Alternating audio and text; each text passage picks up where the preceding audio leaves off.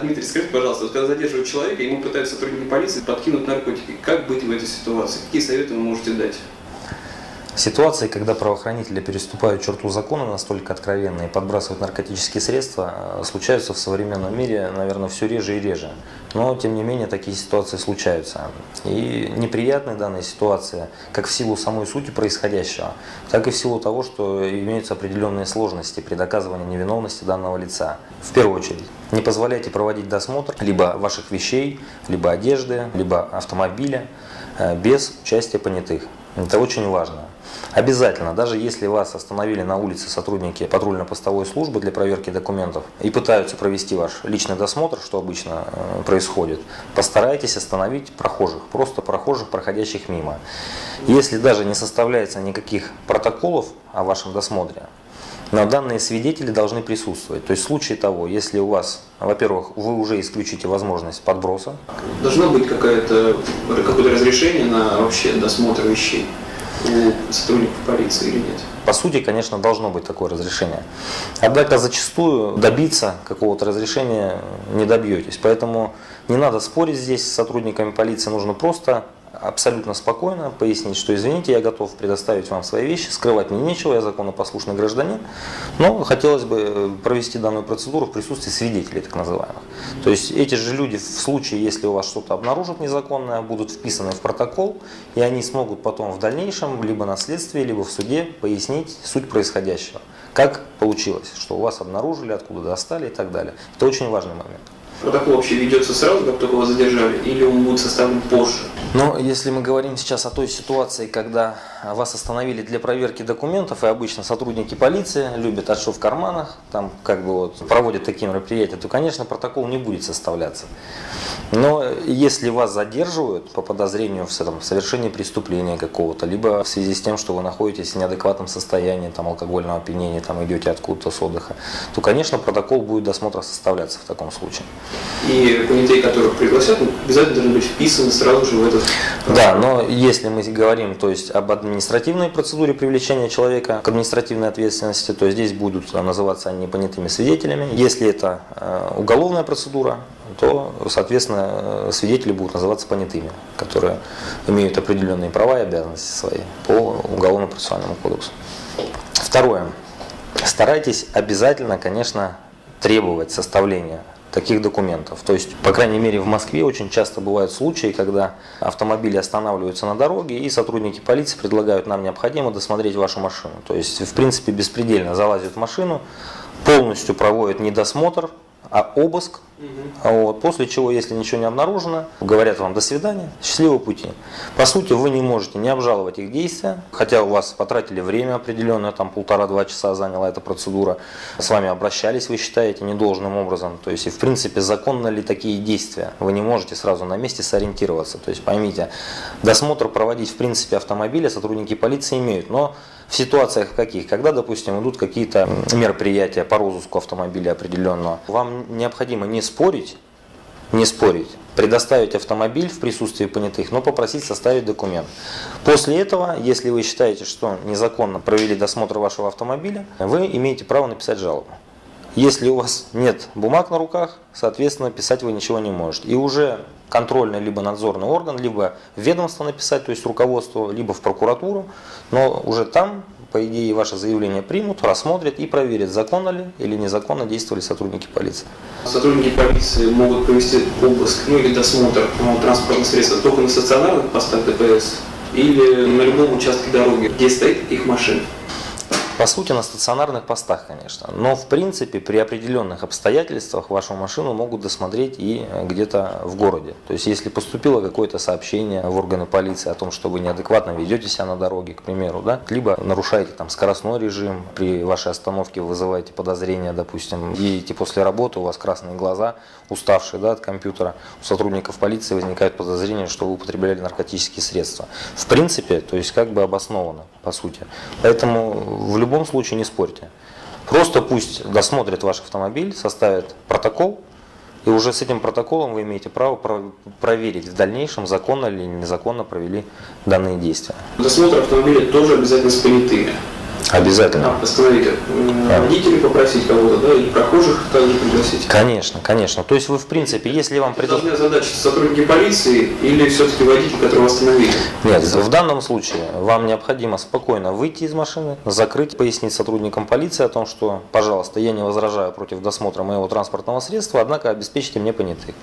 В основном это, то есть для них это труда не составляет, остановили 2 попутные машины, попросили водителей поучаствовать в следственном действии. И протокол тоже должен сразу же составляться на месте осмотра? Конечно, то есть они сразу вписывают понятых, в протокол разъясняют, какое действие сейчас происходит, описывают все мероприятия, описывают, что обнаружено в вашем транспортном средстве, и обязательно копию должны вручить вам данного протокола. Если все-таки туда именно в машину подкинули наркотики, как быть?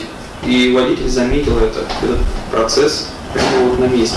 Вы знаете, надо исключить такую возможность, чтобы вам могли подкинуть. То есть обязательно сами участвуйте, во-первых. Не выходите из машины. Когда начался досмотр вашего транспортного средства, постарайтесь, чтобы понятые и сотрудник полиции, к примеру, да, как это проводится, правильно.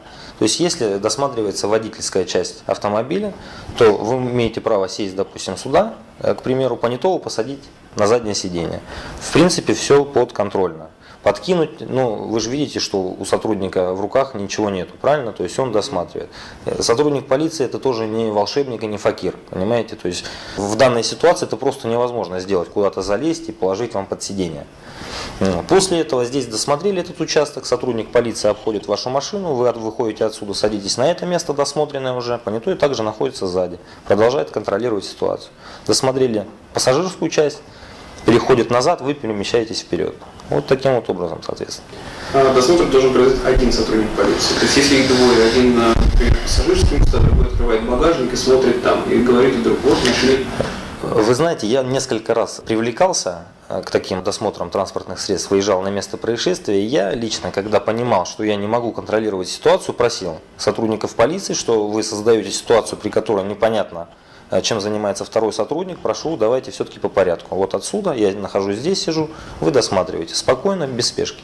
И в принципе сотрудники полиции шли навстречу. Им, понятно, хочется побыстрее, от этого зависит ваша свобода. Поэтому никакой спешки, спокойно, если уж проводят такие мероприятия, то спешить здесь ни в коем случае не надо. Насколько глубоко они могут осматривать машину, открывать вообще все какие-то там бардачки, сиденья, поднимать, отрывать коврики, вскрывать какие-то там еще узлы машины? Ну, в принципе, в доступные места они могут залезть. Если вы говорите о каком-то техническом уже, да, изменении, то есть открутить, допустим, снять панель двери, да, и посмотреть, что в двери находится, то я думаю, то здесь однозначно должны быть весомые основания. Вы понимаете, такие мероприятия, как вы называете, да, когда машина вот таким тщательнейшим образом досматривается, это обычно при задержании преступников, допустим, по перевозке наркотических средств. Это уже однозначно возбуждено уголовное дело, это уже однозначно есть указание на задержание, в дальнейший арест, то есть этому человеку сразу оденут наручники, заполнят протокол задержания в порядке 91 статьи. Остановить, допустим, любое транспортное средство и досмотреть его таким образом у них не получится, понимаете, то есть это абсурдно. То есть обычно не злоупотребляют? Нет, конечно. Глубоко так не заходят? Нет, то есть действия сотрудники полиции, да? Есть определенные посты в Краснодарском крае, я слышал, именно славящиеся такими досмотрами, вот, но они работают по программе «Антинарк» называется. То есть они останавливают очень большое количество, именно на этом посту занимаются досмотром транспортных средств. Чуть водитель вызывает подозрение, отъедемте, извините, можно досмотреть машину. Поймите, если здесь таким образом он повредит что-то, ему же придется за это отвечать. То есть, опять же, я говорю, вам дали на руки протокол, у вас разобранная машина, вы говорите, извините, вы разобрали, я собирать не собираюсь. Тут же можете позвонить дежурному там, в управление собственной безопасности и так далее, проверьте законность. Мне испортили, разобрали мой автомобиль, это законно или нет? Однозначно надо зафиксировать и куда-то обратиться. Теперь давайте поговорим о задержании на улице, к примеру, и попытке подбросить наркотические средства при вашем личном досмотре.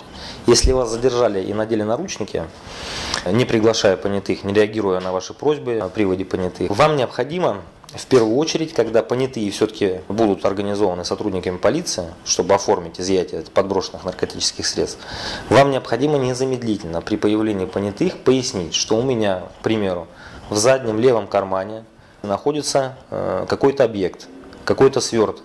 Я не знаю, что это за сверток, но этот сверток мне не принадлежит.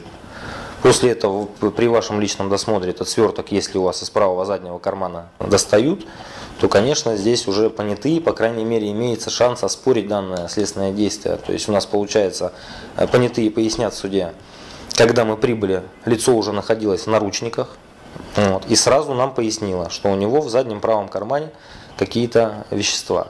При этом, если это какой-то сверток в полиэтилене, проведут обязательно дактилоскопическую экспертизу, не установят наличие ваших отпечатков пальцев.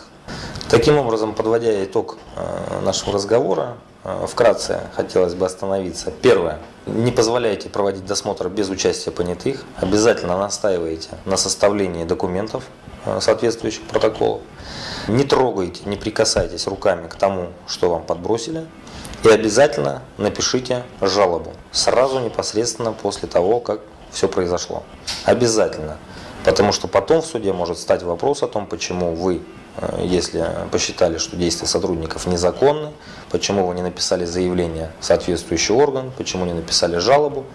Написать данную жалобу или заявление можно непосредственно в том органе, куда вас привезут в дальнейшем, то есть подать в дежурную часть, либо сотрудникам МВС и так далее. Таким вот образом. И самое главное, постарайтесь привлечь адвоката по возможности, если уже такая процедура проводится. Хорошо, Дмитрий, спасибо большое за информацию. Спасибо.